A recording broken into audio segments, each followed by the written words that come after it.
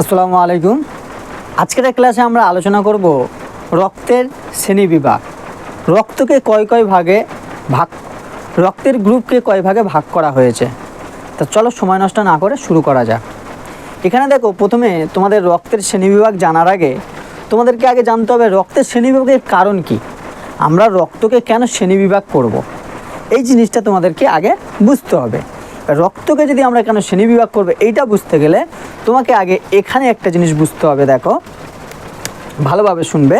দেখো, যখন এ গ্রুপের রক্ত আমরা পাচ্ছি, এই এ গ্রুপের রক্তে আরবিসিতে মানে রেড ব্লাড সেলে কি পাওয়া যায় না, অ্যান্টিজেন এ পাওয়া যায়।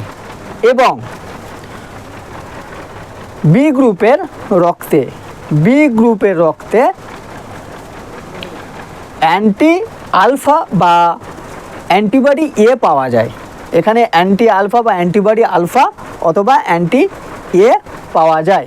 এবার দেখো, এখানে যদি আমি সাপোজ মনে করো কোনো একটা ব্যক্তির রক্তের গ্রুপ এ, এবার এই ব্যক্তিদের যদি আমি বি গ্রুপের রক্ত যদি আমি প্রবেশ করাই, তাহলে কি হবে না, এই এ গ্রুপের রক্তে আরবিসিতে উপস্থিত অ্যান্টিজেন এ এবং বি গ্রুপের রক্তের রসে অবস্থিত অ্যান্টিবডি অ্যান্টি আলফা কি করবে, পরস্পর যুক্ত হয়ে কি করবে না, পরস্পর যুক্ত হয়ে আরবিসিকে পেঁচ লাগিয়ে দেবে। আরবিসি মানে রক্তপিণ্ড তৈরি করে দেবে। পরস্পর কি করবে না, আরবিসিকে জমাট বাঁধিয়ে দেবে। আরবিসি পিণ্ড তৈরি হয়ে যাবে। ফলে যদি পিণ্ডগুলো তৈরি হয়ে যায়, সেই পিণ্ডগুলি কী হবে না, রক্তনালী যেমন হচ্ছে শিরা, ধমনী, এগুলোকে ব্লক করে দেবে।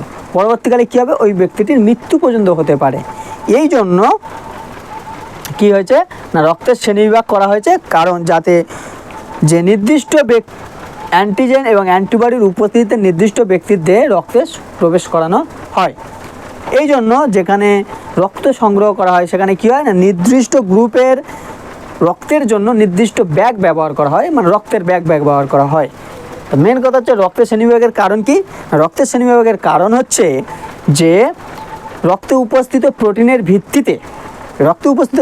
ভিত্তিতে আরবিসিতে উপস্থিত অ্যান্টিজেন এবং রক্তরসে উপস্থিত অ্যান্টিবডি এদের উপর ভিত্তি করে যাতে ব্যক্তির দেহে, গ্রহীতার দেহে রক্ত যাতে জমাট বেঁধে না যায়, সেই দিকে লক্ষ্য করে আমরা রক্তের গ্রুপটাকে ভাগ করি।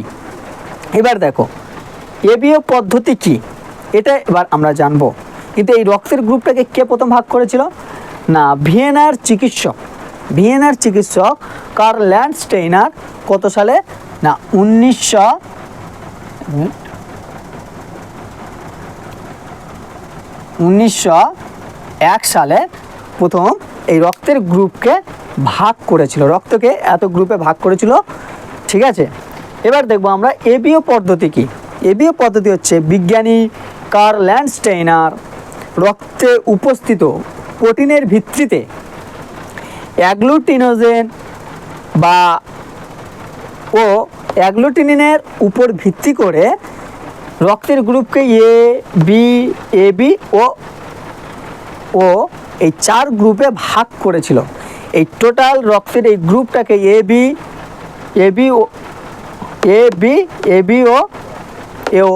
এই টোটাল গ্রুপটাকে এবিও পদ্ধতি বলা হয়। এবার আমরা জানব যে কোন গ্রুপের রক্তে কী কী অ্যান্টিজেন এবং কী কী অ্যান্টিবডি উপস্থিত, এই জিনিসটা এবার আমরা জানবো। তাহলে এবিও পদ্ধতি কি না, বিজ্ঞানী কার্ল ল্যান্ডস্টেইনার রক্তের মধ্যে উপস্থিত প্রোটিনের ভিত্তিতে 2 প্রকার প্রোটিন লক্ষ্য করেছিলেন। এক হচ্ছে অ্যাগ্লুটিনোজেন আর হচ্ছে অ্যাগ্লুটিনিন।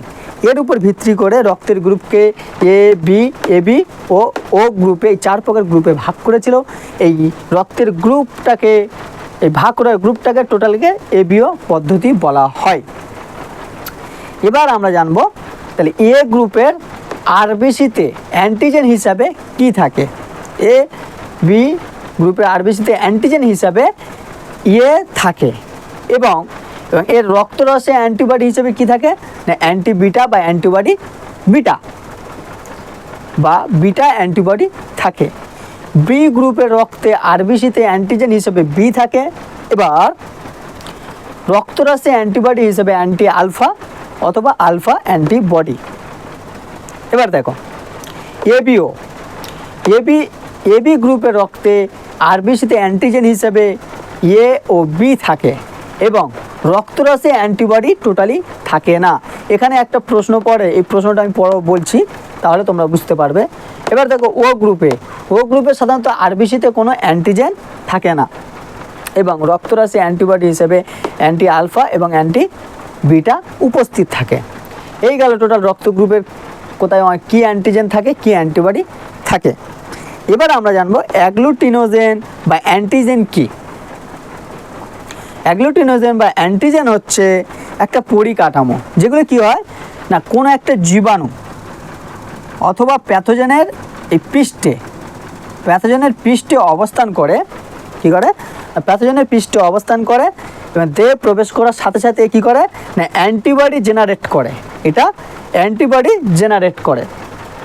এবার দেখো অ্যান্টিবডি, অ্যাগ্লুটিনিন বা অ্যান্টিবডি কি? অ্যান্টিবডি হচ্ছে এই অ্যান্টিজেন যখন দেহে প্রবেশ করলো, এই অ্যান্টিজেন দেহে প্রবেশ করার, অ্যান্টিজেন হচ্ছে একটা রোগ সৃষ্টিকারী পদার্থ। তাহলে অ্যান্টিজেন যখন দেহে প্রবেশ করলো তখন হচ্ছে এক প্রকার পদার্থ উৎপন্ন হয়, যেটাকে বলা হচ্ছে অ্যান্টিবডি। তারা কি করে না, দেহের রোগ প্রতিরোধ ক্ষমতাকে বাড়িয়ে তোলার জন্য এই অ্যান্টিজেনের বিপক্ষে কাজ করে, অ্যান্টিজেনকে ধ্বংস করার কাজ করে। সেই রকম পদার্থটাকে বলা হচ্ছে অ্যান্টিবডি। সেই পদার্থটা কী করে, নিজেদের একদল সৈন্য তৈরি করবে, এই অ্যান্টিজেনের বিপক্ষে কাজ করবে, করে কী করবে, এই অ্যান্টিজেনটাকে ধ্বংস করে দেবে। অ্যান্টিবডি কী করবে না, অ্যান্টিবডি অ্যান্টিজেনকে ধ্বংস করে দেবে। এবার যদি এই অ্যান্টিবডির থেকে অ্যান্টিজেন শক্তিশালী হয় তখন আমাদের দেহে রোগের বাসা সৃষ্টি করে। এবার আমরা জানব সর্বজনীন দাতা ও সর্বজনীন গ্রহীতা কোন রক্ত গ্রুপকে বলা হয়। সর্বজনীন দাতা বলা হয়, সর্বজনীন দাতা বলা হয় ও গ্রুপকে, সর্বজনীন দাতা বলা হয় ও গ্রুপের রক্তকে। কেন? দেখো সর্বজনীন দাতা ও গ্রুপের রক্তকে কেন বলা হয়, দেখো এর আরবিসিতে, ও গ্রুপের রক্তের আরবিসিতে অ্যান্টিজেন কিছুই থাকে না, কোনো অ্যান্টিজেনই থাকে না, কোনো রোগ সৃষ্টিকারী পদার্থ থাকে না। তাই এই ও গ্রুপ কী করে না, সকল শ্রেণীর গ্রুপের কে রক্ত দান করতে পারে, তাই ও গ্রুপকে সর্বজনীন দাতা বলা হয়। এবার জানবো সর্বজনীন গ্রহীতা কোন গ্রুপের রক্তকে বলা হয়। সর্বজনীন গ্রহীতা বলা হয় এ বি গ্রুপের রক্তকে।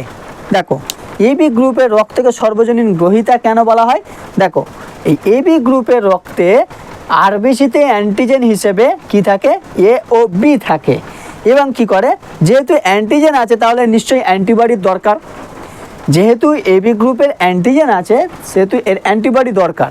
তাহলে এ বি গ্রুপের সাধারণত এই রক্তে কোনো নির্দিষ্ট অ্যান্টিবডি থাকে না।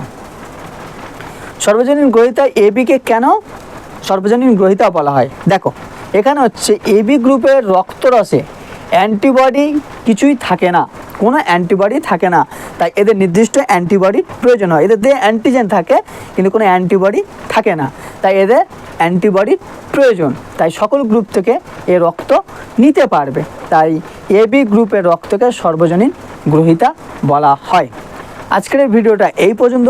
পরবর্তী ভিডিওতে আমি আলোচনা করব কোন গ্রুপের রক্ত কোন গ্রুপ নিতে পারবে, কোন গ্রুপ দিতে পারবে।